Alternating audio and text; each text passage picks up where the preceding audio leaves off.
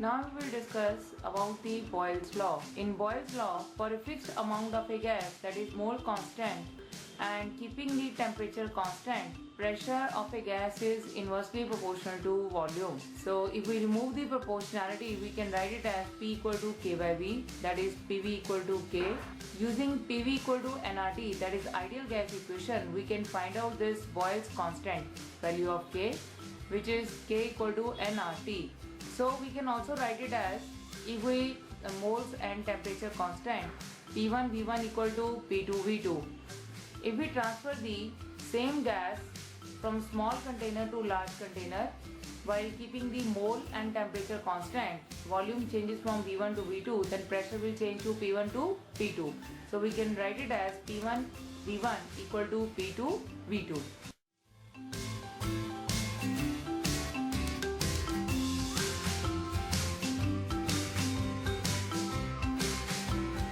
Here we are discussing the application of the Boyle's law. We need to find out the volume of the bubble when it reaches at the top of the lake. Initially at the bottom of the lake, where the volume of the bubble is given to be 1 centimeter cube. We need to find out the volume of the bubble at the top of the lake, where the atmospheric pressure is 1 atm. Initially we know that what is the pressure on the bubble at the bottom of the lake. The pressure on the bubble is firstly atmospheric pressure and secondly the pressure of the water. We know that the atmospheric pressure is 1 atm. Now we need to find out the pressure of the water because of the height of this lake is 40 meter. 10 meter of water is equivalent to the 1 atm. While using pressure equal to rho gh, the density of the water is 10 to the power 3 kilogram per meter cube. The height is, if we take for 10 meters, then while putting these value we will find out that pressure because of the 10 meter of the height is equivalent to the 1 atm. So if the height is 40 meter of water, then pressure would be 4 atm. So now we are coming back to the point that what is the total initial pressure on the bubble. The pre-initial pressure of the bubble is 1 atmospheric pressure and secondly the pressure of water. 1 plus 4, that is 5 atm. So initial pressure on the bubble is 5 atm, and when it reaches the top of the lake, the atmospheric pressure is 1 atm. So the final pressure is 1 atm and the initial pressure is 5 atm.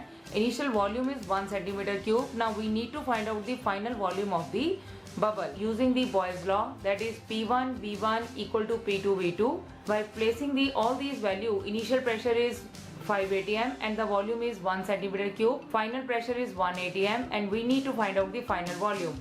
We will find out the final volume of the bubble is 5 centimeter cube. Now we can do it in an alternate way also. Initial pressure was 5 atm and now the final pressure is 1 atm. Now the pressure of the bubble become 1/5, so the volume will increase 5 times, while assuming that temperature and the mole inside the bubble remain same. Second important result which you need to learn is 10 meter of water is equivalent to the 1 atm.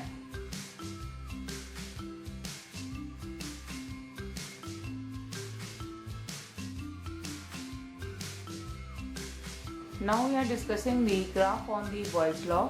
Firstly, we will discuss the graph of pressure versus volume. According to the Boyle's equation, PV is constant. So as the volume is increasing, thus pressure is decreasing. And the shape of the graph is rectangular hyperbola. If the equation is y into x equal to constant, then the shape of the graph is always between y and x is rectangular hyperbola.